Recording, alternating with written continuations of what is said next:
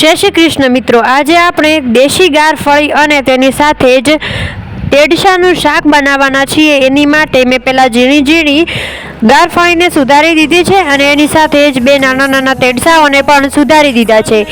જે એક વલાતી ગારફળી આવે છે અને એક દેશી ગારફળી આવે છે। એમાં જો દેશી ગારફળીનું શાક બનાવીએ તો બહુ જ મીઠું લાગે। પછી એની સાથે જ આપણે શાકને ધોઈ લીધું હતું અને લસણની પેસ્ટ તૈયાર કરી દીધી હતી। તેલ ગરમ થઈ જાય એટલે લસણની પેસ્ટને આપણે તેલની અંદર ફ્રાય કરી દીધી હતી। જો તમને અમારા વિડીયોઝ જોવા ગમતા હોય તો લાઈક, શેર અને સબસ્ક્રાઈબ કરવાનું ભૂલતા નહીં। તો આપણે પહેલા લસણની પેસ્ટને સારી રીતે તેલની અંદર ફ્રાય કરી દીધી છે, તમે જોઈ શકો છો। પછી એની અંદર આપણે તેડસાને પણ એડ કરી દઈશું। એમાં વધારે પાણી ના જોઈએ એટલે પાણી પણ પ્રમાણસર જ એડ કરવાનું છે। એટલા માટે સૌથી પહેલાં આપણે એની અંદર તેડસાને એડ કરી દીધા છે અને સારી રીતે મિક્સ કરી દીધા છે। અને જો આપણી ચેનલની અંદર તમે નવા હોવ તો સબસ્ક્રાઈબ કરવાનું ભૂલતા નહીં।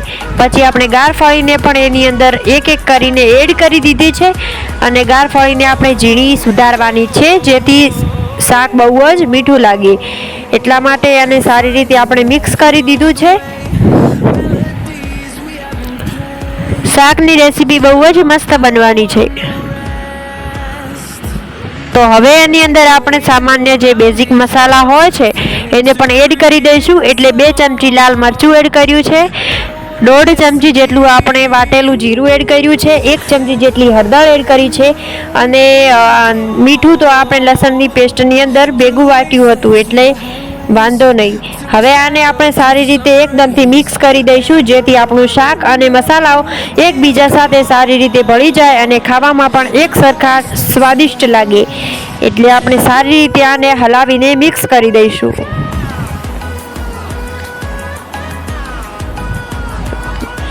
જો મસ્ત મજાનો કલર આવી ગયો છે આપણા શાકનો અને ફ્લેમને હાઈ રાખીને થોડીવાર ફ્રાય થવા દઈશું।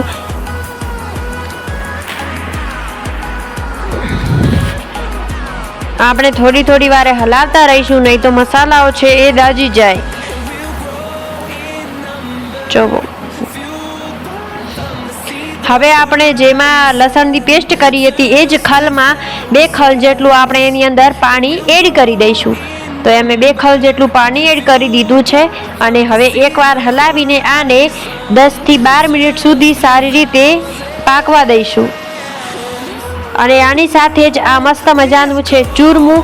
તમારે જો આની રેસીપી જોઈતી હોય તો કોમેન્ટમાં કહેવાનું ભૂલતા નહીં। નેક્સ્ટ અમે આની રેસીપી તમારા માટે ચોક્કસથી લઈને આવીશું।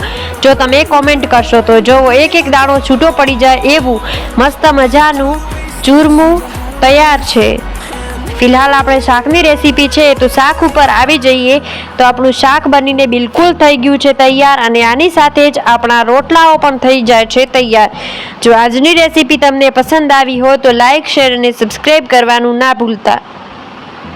કંઈક આવું મોસમ છે અને અહીંયા આપણું શાક પણ બનીને તૈયાર થઈ ગયું હતું। તો તમે જોઈ શકો છો આપણું શાક। હું તમને હલાવીને પણ બતાવું છું। ક્લિપ થોડીક આડાઅવળી થઈ ગઈ છે પણ વાંધો નહીં। જોવો મસ્ત મજાનું એકદમ પાકી ગયેલું શાક આપણું તૈયાર થઈ ગયું છે।